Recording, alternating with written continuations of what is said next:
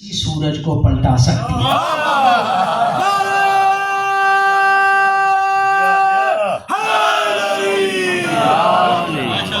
اس نظام کو نظام شمسی کہا جاتا ہے۔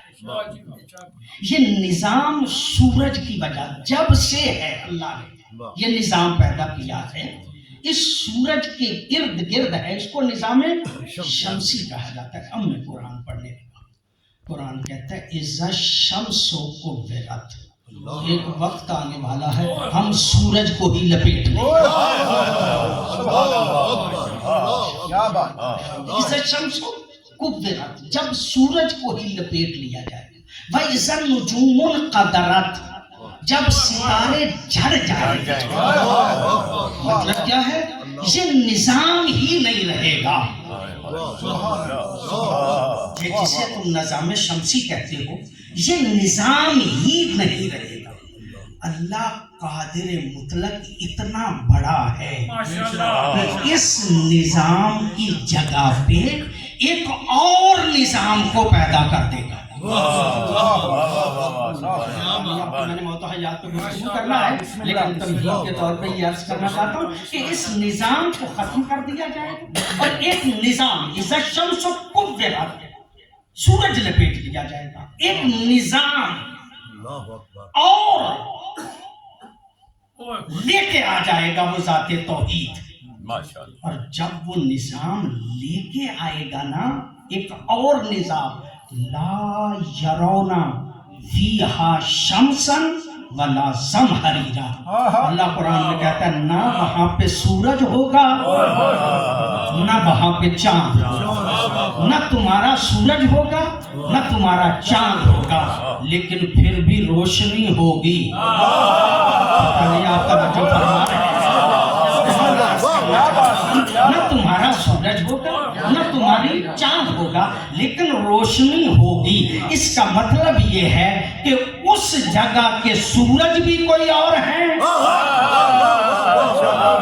اس جگہ کے چاند بھی کوئی اور ہیں۔ مجھے روایت میں نظر آیا ہے کہ نبی معظم فرماتے ہیں سورج میں مصطفیٰ ہوں، چاند کا نام علی ہے۔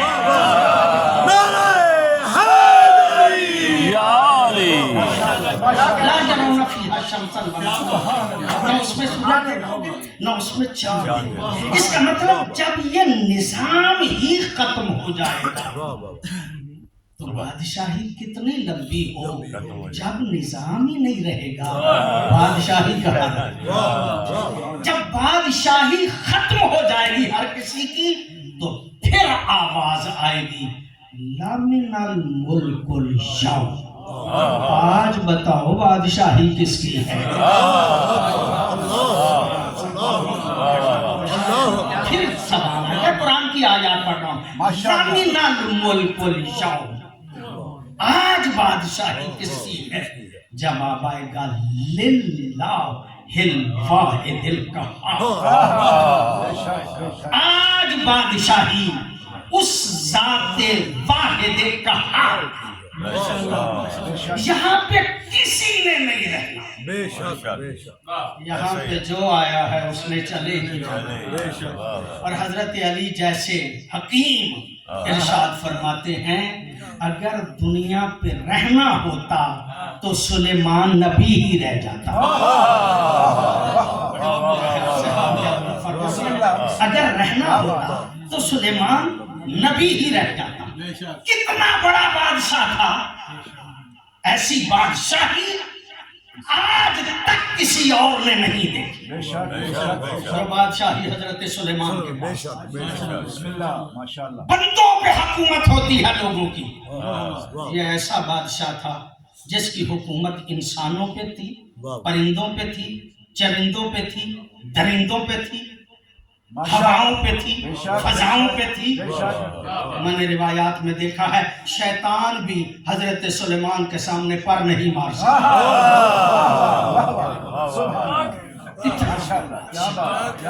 اتنا بڑا بادشاہ بیٹھا ہے، اپنا پتھر لگا کے بھیجا تھا کسی کو، جب لشکر آ گیا تو ایک مرتبہ دیکھ کے کہا وہ پرندہ ہدہد نہیں آیا، بسم اللہ. وہ کیوں نہیں آیا؟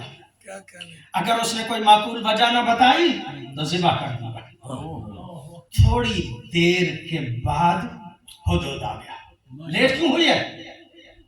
کہا میں آ رہا تھا، راستے میں میں نے ایک حکومت دیکھی جس کے تخت پہ ایک عورت بیٹھی تھی اور وہ انسانوں پہ حکومت کر رہی تھی. کہا اچھا، عورت انسانوں پہ حکومت کر رہی تھی؟ پیغام بھیجا. لمبی بات ہے، قرآن بیان کرتا ہے، میں تفصیلات میں نہیں جاتا. پیغام بھیجا، اپنے پاس بلایا. اس عورت نے، بلقیس نے اپنے مشیروں سے مشورہ کیا، کیا کروں؟ کہا تحفے بھیجتے ہیں، اگر قبول کر لیا تو بادشاہ ہے، تحفوں کو قبول نہ کیا تو نبی ہے. اگر مال کا طلبگار ہوا تو دنیا دار ہے، اگر مال کو ٹھکرا دیا تو اللہ کا نبی ہے. ٹھکرا دیے تحفے. حضرت سلیمان نبی نے. بسم اللہ بسم اللہ. کہا جانا پڑے گا. ادھر بلقیس چلی، قرآن کے الفاظ ہیں، ادھر بلقیس چلی. حضرت سلیمان نے اپنی محفل میں بیٹھے ہوئے بندوں کو کہا اس کا تخت بڑا خوبصورت ہے، تم میں کوئی ہے جو اس کا تخت اس سے پہلے اٹھا کے میرے پاس لے آئے؟ جو ہے حیات پر گفتگو کر رہا ہے، توحید کے طور پر چند جملے عرض کر رہا ہوں. کوئی ہے تم میں سے کہ جو اس کا تخت اٹھا کے میرے پاس لے آئے؟ قال عفریت من الجن، ایک جن اٹھا. اس نے کہا کہ میں اسے لے آتا ہوں، البتہ جب تک تمہاری یہ کچہری موجود ہے اس کے ختم ہونے سے پہلے میں اس کا تخت یہاں پہ لے کے آ جاؤں گا. بسم اللہ.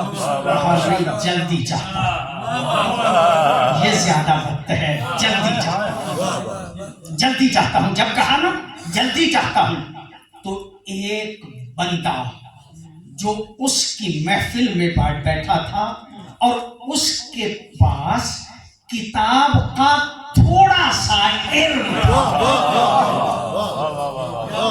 اس کے پاس کتاب کا تھوڑا سا علم تھا، وہ اٹھا. اس کے کہتا سلیمان نبی میں تمہاری آنکھ جھپکنے سے پہلے لے آتا ہوں.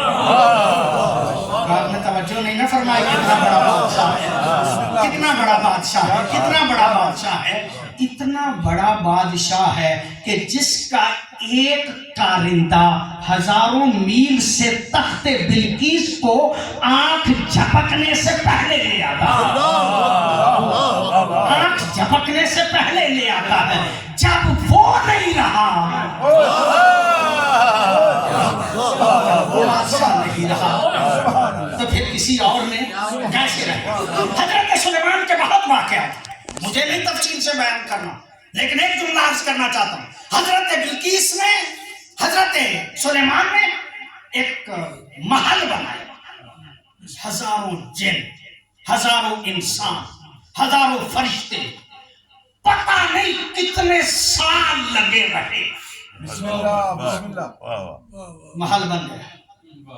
محل بنا. حضرت سلیمان کہتے ہیں اپنے لوگوں کو یہ کام کر رہے ہیں، میں اوپر جا رہا ہوں، میں اوپر سے دیکھنا چاہتا ہوں کہ یہ کس طرح سے کام کر رہے ہیں. جب آخری منزل پہ حضرت سلیمان جانے لگے، روایات یہ کہتی ہیں کہا آج کوئی بندہ میری اجازت کے بغیر میرے پاس نہ آئے. میں آخری منزل پہ جا رہا ہوں، گھر والوں کو، دربانوں کو کہہ دیا کوئی بندہ میری اجازت، پہلے مجھ سے اجازت لینا ہے، بغیر اجازت کے میرے پاس کوئی نہ آئے. ٹھیک. حضرت سلیمان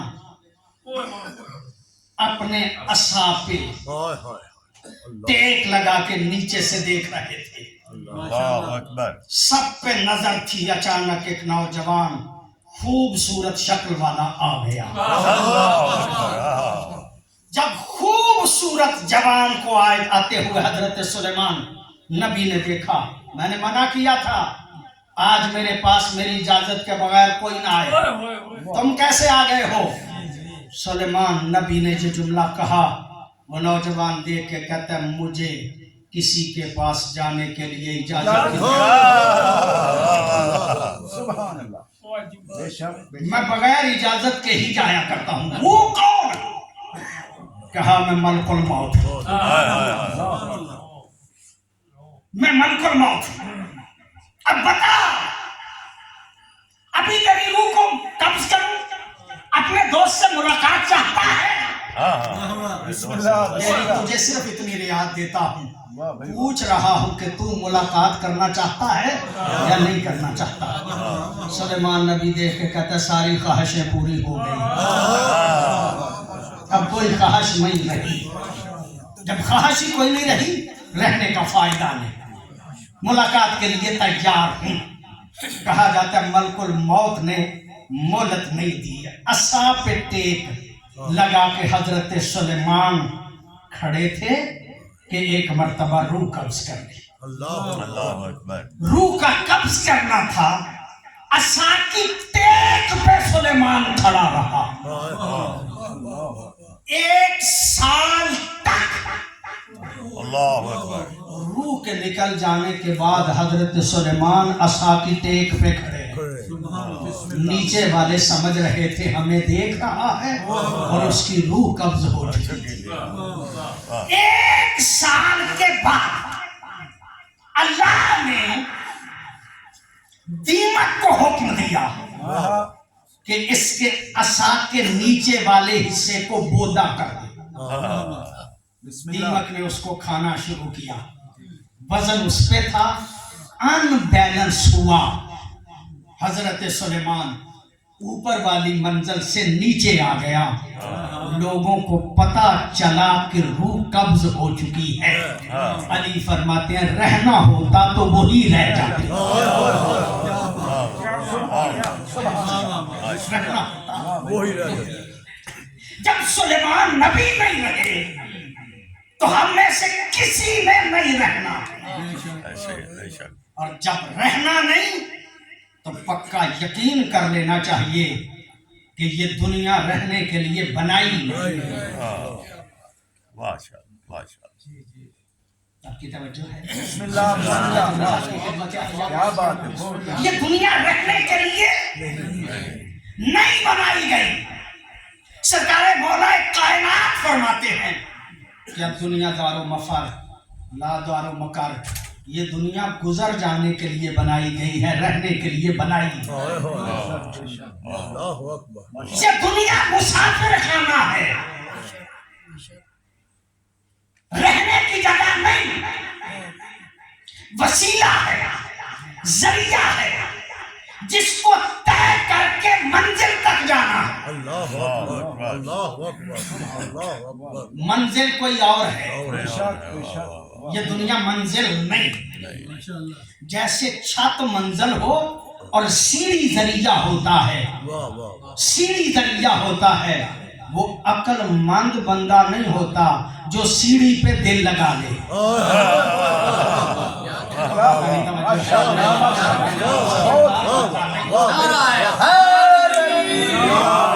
نعرے تکبیر، حسینیت زندہ باد، یزیدیت مردہ باد، یزیدیت مردہ باد، آواز بلند صلوات۔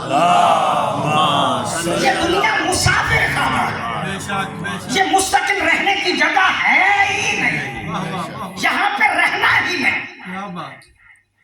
اور یہاں پہ ضرورت بندے کی اتنی ہونی چاہیے جتنی مسافر خانے میں مسافر کو ہوتی ہے۔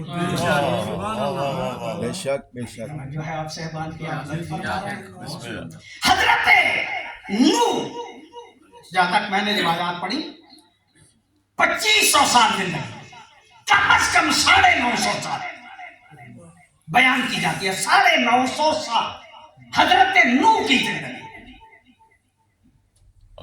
ظاہراً 900 سال گزار چکے تھے، میں 950 سال والی روایت کو ہی تسلیم کرتا ہوں۔ 900 سال گزار چکے تھے، ایک اللہ والا بندہ آیا، نوح تو نے ڈھنگ کا مکان نہیں بنایا. بڑی نوازش ہے آپ کی, بڑی مہربانی ہے آپ کی, آپ نے توجہ فرمانی. تو نے ڈھنگ کا مکان نہیں بنایا. 900 سال گزار چکے تھے. نو تو نے ڈھنگ کا مکان نہیں بنایا. حضرت نوح کہتے ہیں فرصت نہیں ملی.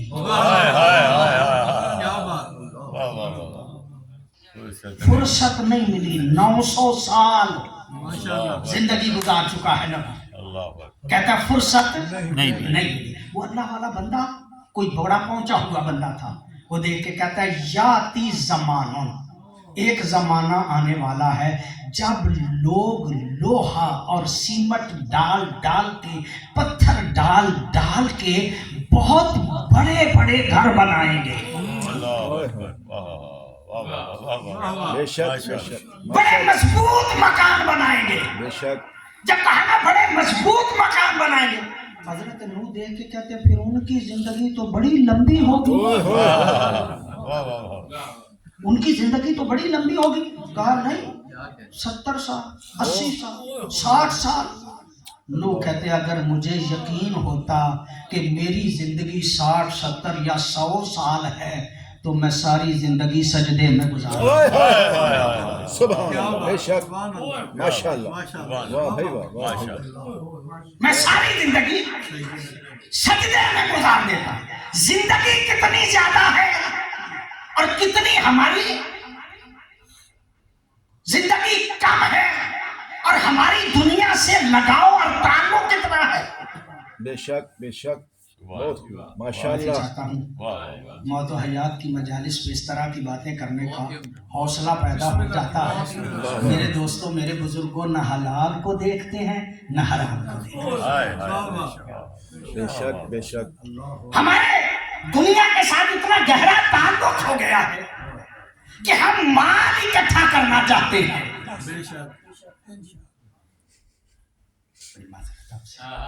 ہم مال اکٹھا کرنا, نہ حلال کی پرواہ بے شک. نہ حرام کی پرواہ. قبلہ بہت ماشاءاللہ. حلال و حرام کی پرواہ سے ہم بے نیاز ہو چکے ہیں. ہمیں تو مال چاہیے. زندگی کیا ہے؟ پکی بات ہے, رہنا بھی نہیں. ہر روز ہمارے عزیزوں کا چلا جانا اس بات کی دلیل ہے آج وہ گیا ہے کل کو ہم نے جانا. سبحان اللہ. بے شک بے شک. رہنا نہیں. تعلق کتنا گہرا ہے دنیا سے, دن رات لگے ہوئے ہیں. میں سمجھتا ہوں مال کا اکٹھا کرنا عین دین ہے. بسم اللہ بسم اللہ. شہرت کا حاصل کرنا عین دین ہے. اچھی سہولیات عین دین ہے. بسم اللہ. میں ذمہ دار آدمی. ماشاءاللہ ماشاءاللہ. دنیا کی سہولیات عین دین ہے. یہاں کی جتنی بھی آسائشیں ہیں عین دین ہیں. اگر حلال کی کمائی بے شک بے شک. اگر کمائی حلال کی ہے تو عین دین ہے. اچھی کار رکھیں, اچھی کوٹھی بنائیں, اچھا گھر بنائیں, لیکن مال حلال کا ہونا چاہیے. اللہ بہت خوب. قبلہ بہت. بڑی مہربانی آپ کی, بڑی نوازش آپ کی. میں جملہ آپ کی خدمت عالیہ میں عرض کرنا. قرآن حکیم کہتا ہے انما نعد لہم ادا, ہم تمہاری زندگیوں کا حساب رکھتے ہیں. ہم تمہاری زندگیوں کا حساب رکھتے ہیں. مولا علی سے پوچھا کسی نے, یا علی یہ جو اللہ ہماری زندگیوں کا حساب رکھتا ہے کیسے رکھتا ہے؟ ہماری زندگیوں کا کیسے حساب رکھتا؟ مولا علی نے مثال دی. بندے کی زندگی کا بہترین حساب اس کی ماں رکھتی ہے. اللہ اکبر. ماں سے پوچھو نا, ماں جی آپ کا بیٹا ماشاءاللہ کتنے سال کا ہو گیا ہے؟ تو بڑے فخر سے کہتی ہے میرا بیٹا ماشاءاللہ 18 سال کا ہو گیا ہے. اور اگر تھوڑی سی پڑھی لکھی ہے تو کہتی ہے 18 سال 5 مہینے کا ہو گیا ہے. اگر اس نے ڈیٹ آف برتھ لکھ کے رکھی ہے تو وہ کہتی ہے میرا بیٹا ماشاءاللہ 18 سال 5 ماہ اور 10 دن کا ہو گیا ہے. ماشاءاللہ. مولا علی فرماتے ہیں بہترین حساب ماں رکھتی ہے, لیکن ماں بھی حساب دنوں میں رکھتی ہے. دنوں میں رکھتی ہے. اللہ جو کہتا ہے نا میں تمہاری زندگیوں کا حساب رکھتا ہوں, تو عدد تنفس, اللہ تمہارے سانسوں کا حساب رکھتا ہے. اللہ ماشاءاللہ ماشاءاللہ. اس دنیا میں جا کے سانس کتنے لیے. اب اللہ جب ہمارے سانسوں کا حساب رکھتا ہے تو ہمیں نہیں سوچنا چاہیے کہ ہمارے سانس اطاعت خدا بندی میں نکل رہے ہیں ماشاءاللہ ماشاءاللہ. یا مخالفت حکم خدا بندی میں نکل رہے ہیں. ماشاءاللہ. گھبرا تو نہیں گئے آپ سے؟ بسم اللہ بسم اللہ. نعرہ تکبیر، اللہ اکبر نعرہ رسالہ، یا رسول اللہ نعرہ حیدری، لبیک صلوات. اللہم صلی علی محمد و آل نبی معظم محمد. اپنے پیارے صحابی حضرت ابو ذر غفاری رضی اللہ تعالیٰ عنہ کو دیکھ کے فرماتا ہے یا ابا ذر حاسب نفسک قبل ان تحاسب. اے ابو ذر اپنے آپ کا حساب کیا کرو قبل اس سے کہ تم سے حساب لیا جائے. ماشاءاللہ ماشاءاللہ بہت ماشاءاللہ. اس دن سے پہلے خود حساب کیا کر آج دن میں کمایا کتنا ہے اللہ اکبر. اور آج دن میں گنوایا کتنا ہے. اگر دن میں برائیاں زیادہ ہیں تو نقصان میں دن گیا. اگر نیکیاں اور برائیاں برابر ہیں پھر بھی دن نقصان میں گیا، اس لیے کہ ایک دن چلا گیا ہے کمایا کچھ نہیں. بے شک سبحان اللہ اگر دن میں کمایا زیادہ ہے ماشاءاللہ. تو پھر دن فائدے مند ہے. حاسب نفسک قبل ان تحاسب. ابو ذر اپنے آپ کا حساب کیا کرو قبل اس کے کہ تم سے حساب لیا جائے. لا یکون الرجل من المتقین، اس وقت تک بندہ متقی نہیں ہو سکتا جب تک تین چیزوں کا خیال نہ رکھے. اللہ اکبر. ماشاءاللہ ماشاءاللہ. اپنا توجہ نہیں فرمائی، میں پھر دوبارہ جملہ کہتا ہوں. لا یکون الرجل من المتقین، کوئی بندہ اس وقت تک متقی نہیں ہو سکتا جب تک تین چیزوں کا خیال نہ رکھے. متقی بنے گا تو پھر علی امام المتقین ہے. بے شک بے شک. لا یکون الرجل من المتقین، کوئی بندہ اس وقت تک متقی نہیں ہو سکتا جب تک تین چیزوں کا خیال نہ رکھے. تین چیزیں کون سی ہیں؟ من این ملبسہ، اللہ اکبر. بسم اللہ بسم اللہ. لباس کے بارے میں غور نہ کرے، حلال کی کمائی ہے یا حرام کی کمائی. بے شک معافی چاہتا ہوں، ماشاءاللہ فقہ ماشاءاللہ. کا مسئلہ ہے، طالب علم ہوں. بہت بہت ہمارے ہاں فقہ کا مسئلہ ہے، البتہ شیعہ فقہ کی بات عرض کر رہا ہوں. ہمارے ہاں ہے کہ نماز پڑھنا ہونا تو کچھ چیزوں کا نماز پڑھنے سے پہلے خیال رکھنا ضروری ہے. ان میں سے ایک لباس ہے. اس لباس کے بارے میں دو حکم ہیں. ایک پاک ہونا چاہیے، بسم اللہ. دوسرا مباح ہونا چاہیے. سبحان اللہ. واہ واہ واہ واہ واہ.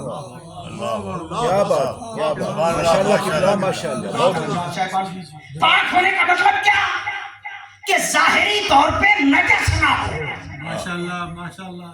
اور مباح کا معنی یہ ہے کہ کسی کے مال کا نہ ہو، واہ بھائی واہ. نہ کسی سے چھینا ہوا ہو، نہ کسی سے غصب کیا ہوا ہو، نہ کسی سے ناجائز کمائی کا ہو. مباح ہو یعنی ایسا مال ہو جو آپ کا اپنا ہے، غصب شدہ نہ ہو. واہ واہ واہ. کیا بات ہے. کیا کہنے. اللہ اکبر. ہمارے ہاں فقہ کی ایک کتاب ہے جس کا نام ہے شرائع النمہ. بسم اللہ. مجھے چونکہ پڑھانے کا موقع ملتا ہے، ماشاءاللہ. وہاں پہ مجتہد فرض کرتے ہیں. یہ بھی عزیز میرے شاگرد ہیں، جناب نظر شاہ صاحب بھی مدرسے میں پڑھتے رہے ہیں میرے پاس.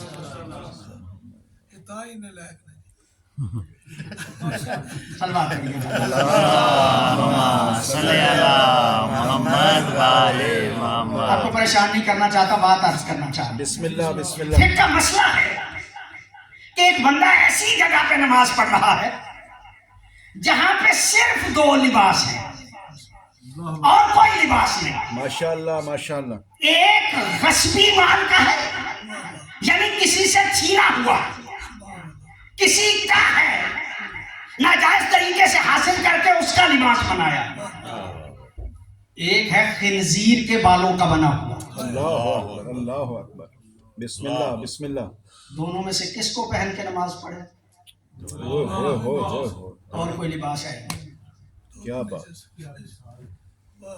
بعض علماء نے لکھا کہ اگر جگہ ایسی ہے دیکھنے والا کوئی نہیں تو دونوں کو نہ پہنے, آگے پیچھے ہاتھ رکھ کے نماز پڑھ لے, اللہ قبول کرے. اللہ اکبر اللہ اکبر. اور جو کہتے ہیں نا پہننا ہی چاہیے, وہ کہتے ہیں کہ خنزیر کے بالوں والا پہن لے, غصبی نہیں پہن سکتا. پتہ نہیں آپ نے توجہ فرمائی ہے یا نہیں؟ یعنی خنزیر کے بالوں والا اللہ قبول کر لیتا ہے, غصبی قبول نہیں کرتا. مذہب آل محمد کی عظمت کو تو پہچاننے کی کوشش نہ کرو نا. اور جو نماز میں غصبی لباس قبول نہیں کرتا وہ کیسے قبول کر لے گا کہ کوئی کسی کا سارا مال کھا جائے؟ بے شک بے شک ماشاء اللہ. بہت لا یکون الرجل من المتقین, بندہ اس وقت تک متقی نہیں ہو سکتا جب من عین ملبسہ, جب تک لباس کے بارے میں نہ سوچے. اللہ اکبر. دوسری چیز من عین مشربہ, پانی پینے سے پہلے سوچے نہ حلال کی کمائی ہے یا حرام کی. اللہ اکبر اللہ اکبر اللہ.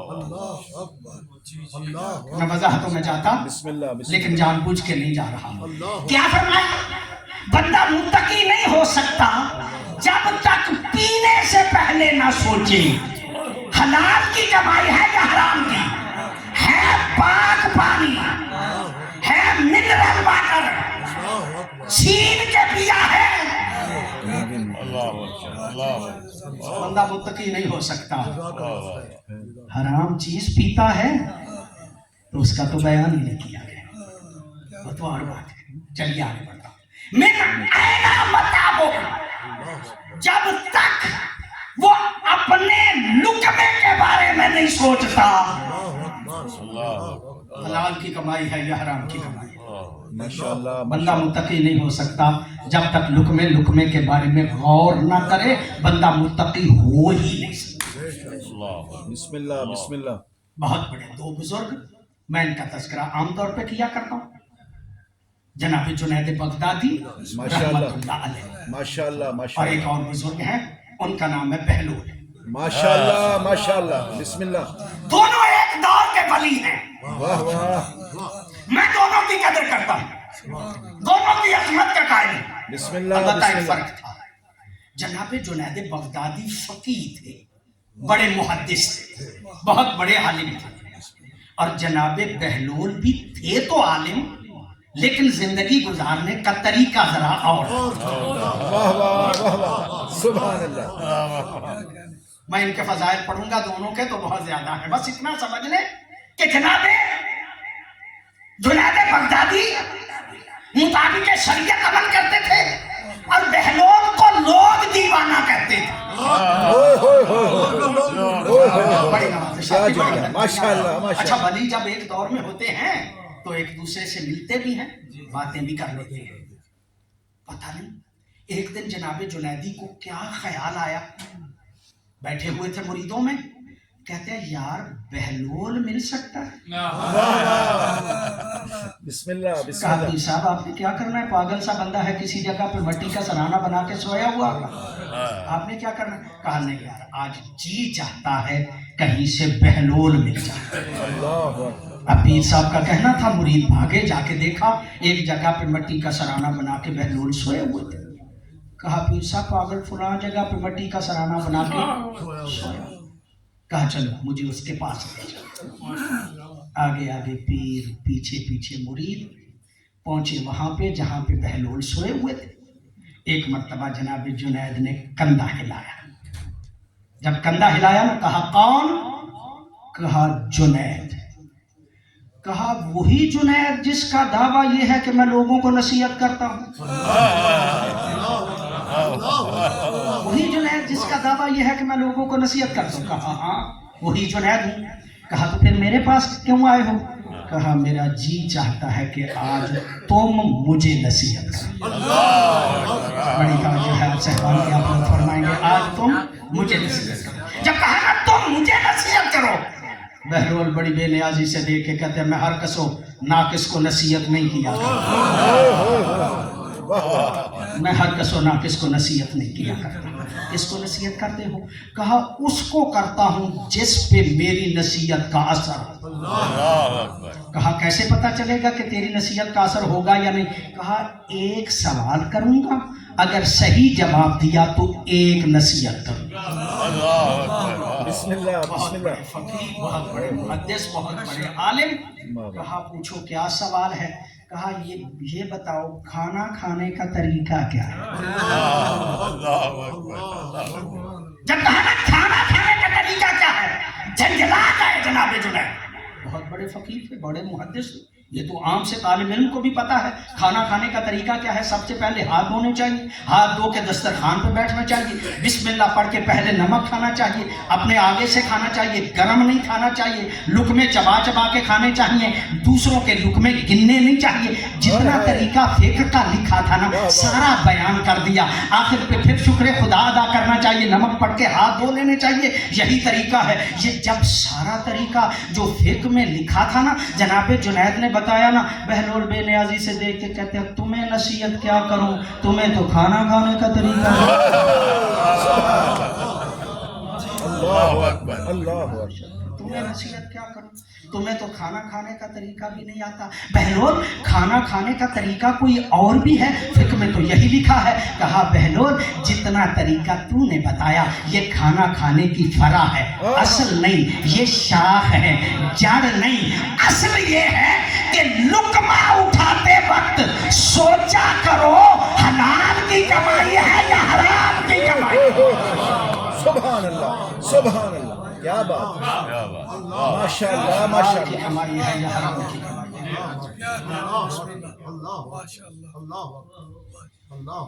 بڑی توجہ ہے آپ کی. حرام کی کمائی ہو کھاتا تو آل محمد کا محب نہیں ہو سکتا. بے شک آل محمد کی محبت ایسے دل میں ٹھہرتی ہے جس کی کمائی حلال کی ہو. بسم اللہ. بے شک بے شک. بڑی توجہ ہے آپ صاحبان کی. اور میں مشترکہ باتیں کرنے کا عادی ہوں. ماشاء کربلا کے میدان میں اللہ. مجھے دو بندے نظر آتے ہیں. ابھی میں مسائل نہیں پڑھنا چاہ رہا. دو بندے مجھے نظر آتے ہیں، دونوں کی آخری رات تصاویر میں گزری ہے. بے شک بے دونوں ہی شک رات ساری سوچتے رہے جنت کی طرف جائیں یا دنیا کی طرف جائیں. بے شک بے شک ایک طرف دنیا تھی، بے شک. ایک طرف جنت تھی. جنت میں ظاہری نقصان تھا، مر جائیں گے، اور دنیا میں فتح تھی ظاہری اعتبار سے. ساری رات پریشان رہے. دنیا حاصل کریں یا دین حاصل کریں. بے شک بے شک. واہ واہ سبحان. 10 محرم کی صبح ایک نے دنیا کو ترجیح دے لی، ایک نے جنت کو ترجیح دے لی. آپ کی توجہ ہے؟ بسم اللہ. میں جملہ آپ کی خدمت عالیہ میں عرض کرنا چاہ رہا ہوں. جو جنت کی طرف چلا گیا وہ بھی فوج یزید میں ہے، وہ بھی پہلے فوج یزید میں. اور جو جہنم کی طرف چلا گیا، دنیا کی طرف چلا گیا، وہ بھی فوج یزید میں ہے. جو جنت کی طرف گیا اس کو اور کہتے ہیں. بسم اللہ بسم اللہ. حیدریہ.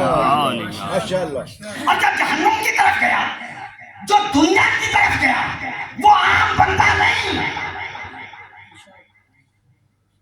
بعض لوگ سمجھتے ہیں شاید دین کی سمجھ نہیں ہوتی، وہ عام بندہ نہیں. اشاروں میں کہہ کے گزر جاتے ہیں ہم، لیکن سمجھنے کی ضرورت ہے. بے شک بے شک بے شک. عمر ابن سعد عام بندہ نہیں. بے شک بے شک.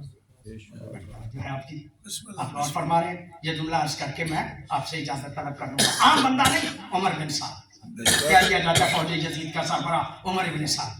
یہ عام بندہ نہیں، یہ حضرت سعد ابن ابی وقاص کا بیٹا ہے. اور حضرت سعد ابن ابی وقاص کون ہے؟ اشرا مبشرہ. حضرت سعد ابن ابی وقاص کون ہے؟ 6 رکنی کمیٹی میں جو حضرت عمر نے شورا بنائی تھی اس کے رکن ہے حضرت سعد ابن ابی وقاص. ان کا بیٹا ہے عمر جو کربلا میں فوج یزید کا سربراہ ہے. صرف یہ تھا کہ رائے کی حکومت چاہتے ہو تو حسین مارنا پڑے گا. اس کا مطلب یہ ہے بندہ دنیا کی طرف چلا جائے تو سمجھتے بوجھتے ہوئے بھی حسین کا قاتل بن جاتا ہے. بے شک بے شک بے شک. اس کا مطلب یہ ہے کربلا کے میدان میں، اور میں تو تاریخ کا طالب علم ہوں، میں تاریخ کربلا کو بڑی دقت سے پڑھنے کی کوشش کرتا ہوں. ایک حد تک مجھے تو کربلا میں ہر نمونہ نظر آتا ہے. بے شک. جو بھی اپنی زندگی میں انقلاب برپا کرنا چاہتا ہے نا وہ کربلا پڑھے. بسم اللہ بسم اللہ بسم اللہ. بہت خوب. بے شک. حسین اتنے عظیم ہیں، فوج یزید میں 1000 بندے کا سربراہ ہے. اور جب حسین کے قدموں پہ آ کے سر رکھتا ہے، حسین فرماتے ہیں انت حر فی الدنیا والآخرہ، تو دنیا میں بھی آزاد ہے، آخرت میں بھی آزاد ہے. بے شک بے شک. حسین اتنا کریم ہے، یزید کی فوج میں ہو، حسین کے دروازے پہ آ جائے حسین معاف کر دیتے. بے شک. میرے مسلمان بھائیوں، میں نے ایسے ہی سنا اور تاریخ میں یہ پڑھا بھی. کوئی کریم امام ہے 10 محرم کو جا کے کہتا ہے یار مجھے بتاؤ تو صحیح میرا قصور کیا ہے، مجھے کیوں مارنا چاہتے ہو؟ میں نے تمہارا مال چھینا ہے؟ میں نے تمہارا کوئی بندہ مارا ہے؟ 4 مرتبہ حسین نے یہ تقریر کی ہے. بسم اللہ بسم اللہ.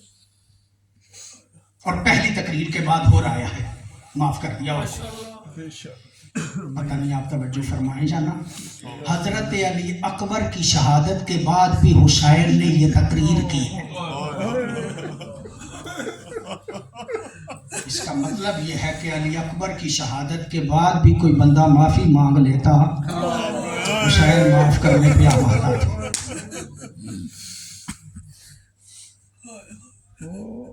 اللہ اکبر. عجیب کربلا کا منظر ہے، عجیب منظر ہے کربلا کا. اور ایسے ساتھی ملے ہیں مولا حسین کو کربلا میں. مولا حسین خود فرماتے ہیں ایسے کسی کو آج تک نہیں ملے، بے شک بے شک. کسی کو آج تک نہیں ملے.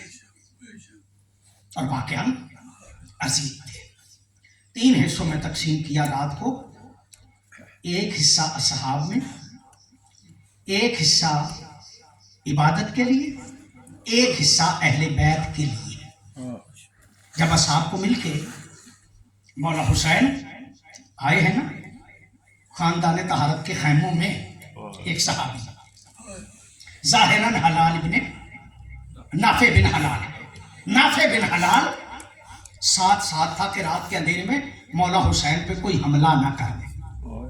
وہ باہر تھا، مولا مخدومہ زینب کے خیمے میں گئے اور مخدومہ نے آگے بڑھ کے کہا بھیا آپ نے اپنے ساتھیوں کو آزما تو لیا نا، کل کوئی چھوڑ کے تو نہیں چلا جائے؟ یہ جتنے آپ کے ساتھی ہیں کل کوئی چھوڑ کے تو نہیں چلا جائے گا؟ یہ جملہ سنا باہر والے صحابی نے، بھاگ کے صحابیوں کے پاس گیا. وہ رکوع کر رہے تھے، سجدہ کر رہے تھے، تسبیح کر رہے تھے. کہا تم سجدے کر رہے ہو، تسبیح کر رہے ہو، تم رکوع کر رہے ہو؟ زہرا زادی کو تم پہ اعتماد ہی نہیں. چھوڑو سجدے، چھوڑو رکوع، چھوڑو تسبیحیں. خدا شاہدہ ذمہ داری سے یہ جملہ کہہ رہا ہوں، سب نے سجدے چھوڑ دیے ہیں، رکوع چھوڑ دیے ہیں، عبادتیں چھوڑ دی ہیں، آ گئے ہیں در ثانی زہرا پہ. اس کا مطلب یہ کربلا والوں کو پتا تھا کہ نمازیں وہی کارآمد ہیں جس پہ زہرا زادی مطمئن، جن پہ زہرا زادی مطمئن. اس کا مطلب یہ کہ کربلا والے اس بات کو سمجھتے تھے کہ اہل بیت کا ساتھ ہو تو نمازیں کارآمد ہے، اگر اہل بیت کا ساتھ نہ ہو تو نمازوں کا کوئی فائدہ نہیں. ایک بندہ اور ہے، بس وہی جملہ عرض کر کے اجازت لے لیتا ہوں. وہاب نام ہے، کہا جاتا ہے عیسائی المذہب تھا. اسی راستے میں حسین کے ہاتھوں پہ مسلمان ہوا ہے. چند دن کا مسلمان ہے. کربلا میں مولا حسین کے ساتھ آیا ہے، تنہا نہیں، اس کی بیوی بھی ساتھ ہے، اس کی بوڑھی ماں بھی ساتھ ہے. ماں بھی مسلمان ہو گئی، بیوی بھی مسلمان ہو گئی. اچھا ایک بات اور عرض کروں، کربلا 10 محرم کو اس کی شادی کو 17 دن ہوئے تھے. 17 دن اس کی شادی کو ہوئے تھے. اللہ اکبر، آپ کی پوری توجہ ہے. 10 محرم کی جب صبح ہوئی نا، اس کی ماں دیکھ کے کہتی ہے بیٹا دودھ نہیں بخشوں گی جب تک حسین سے پہلے دودھ نہیں بخشوں گی جب تک حسین سے پہلے نہ مارا جائے. دیکھ کے کہتا ہے ماں اجازت دیتی ہے کہ میں زوجہ سے بھی مشورہ کر لوں. یہ جملہ کہنا تھا. وہب کی ماں دیکھ کے کہتی ہے بیٹا کر مشورہ ضرور، لیکن اتنا یاد رکھنا وہ زہرا کا فرزند ہے. تیری تازہ شادی ہوئی ہے، کہیں زوجہ تمہیں روک نہ دے. بس اتنا یاد رکھنا وہ زہرا کا فرزند ہے. یہ اندر گیا ہے. روایت کے لفظ ہیں جب یہ نکلے ہیں تو تنہا نہیں، اس کی بیوی بھی ساتھ ہے، اور سیدھے گئے ہیں مولا حسین کی خدمت میں. مولا حسین کی خدمت میں باہر جا کے دیکھ کے کہتا ہے مولا میں مرنے کی اجازت چاہتا ہوں، لیکن میری بیوی کی 2 خواہشیں ہیں، پہلے وہ سن لیجیے. کہا کیا خواہشیں ہیں؟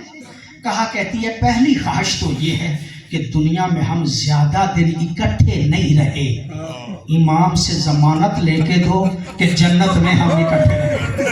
کتنی سمجھدار تھی یہ زوجہ، بہانے سے جنت پکی کر لی. مولا دیکھ کے کہتا ہے میں ضمانت دیتا ہوں کہ جنت میں اکٹھے رہو. کہا دوسری خواہش؟ کہا دوسری خواہش یہ ہے، یہ کہتی ہے جب سے ہم کربلا آئے ہیں نا، میں نے دیکھا ہے کہ مخدومہ زینب کے خیمے کی حفاظت عباس کرتے.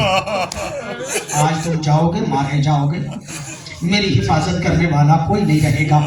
مولا سے اجازت لے دو، میں مخدومہ زینب کے خیمے میں رہوں، ان کی خدمت کروں گی، عباس حفاظت کریں گے، میری حفاظت خود بخود ہو جائے گی. میں کہتا ہوں وہب کی زوجہ تمہیں کیا پتا آج نہ عباس رہے گا نہ یہ خیمہ رہے گا. زہرا اس کے بعد اسے ملی ہے اجازت. وہب گیا ہے میدان کربلا. رب کعبہ کی قسم روایت کے لفظ نہ ہوتے کبھی نہ پڑتا. ایک مرتبہ جب گیا ہے نا، اسے زندہ گرفتار کر لیا ہے. گرفتار کر کے عمر ابن سعد کے پاس لے کے گئے ہیں. وہ دیکھ کے کہتا بڑی بہادری سے حملے کر رہا تھا. کہا اس لیے کہ حسین کا ساتھ تھا اور جنت کا یقین تھا. اس لیے کہ جنت کا یقین تھا، اس لیے بڑھ بڑھ کے حملے کر رہا تھا. کہا پتہ ہے تیری سزا کیا ہے؟ وہ پتہ ہے، تو سر کاٹے گا. اس نے کہا اس کا سر کاٹے گا. عزادارو جب اس کا سر کاٹا گیا ہے نا، آخری لفظ پڑھ رہا ہوں، جب سر کاٹا گیا ہے نا، اس کے سر کو کاٹ کے ظالم نے اس کے بالوں میں ہاتھ ڈالا. یہ پہلا شہید ہے جس کا سر کاٹا گیا. سر کاٹ کے اس کے بالوں میں ہاتھ ڈالا اور ظالم نے اس کا سر اس کی ماں کے خیمے کی طرف پھینکا. रोज़ादारों, जब माँ के खैमे की तरफ फेंका ना, माँ दरे खैमा पे देख रही थी। सर लुढ़कते लुढ़कते माँ के कदमों के करीब आ गया। शफकत मादरी ने जोश मारा, एक मर्तबा सर उठाया, मट्टी साफ की, पता नहीं बोसा लेना चाहती थी कि दिल में क्या ख्याल आया, अपने बेटे के सर के बालों में हाथ डाला और हाथ डाल के सर वापस फेंका और वापस फेंक के कहा, तुम्हें नहीं पता मैंने हुसैन का सदका दे दिया है, जो चीज हम सदके में दे दे वो वापस नहीं लिया करते। अला लानतुल्लाह अला कौमिज़ ज़ालिमीन वसय्यमुल्लज़ीना अय्यमुनक़लिबिन यनक़लिबून। अल्लाहुम्मा सल्लि अला मुहम्मदिन व आलि मुहम्मद। अल्लाहुम्मा सल्लि अला मुहम्मदिन व आलि मुहम्मद। अल्लाहुम्मा सल्लि अला मुहम्मदिन व आलि मुहम्मद।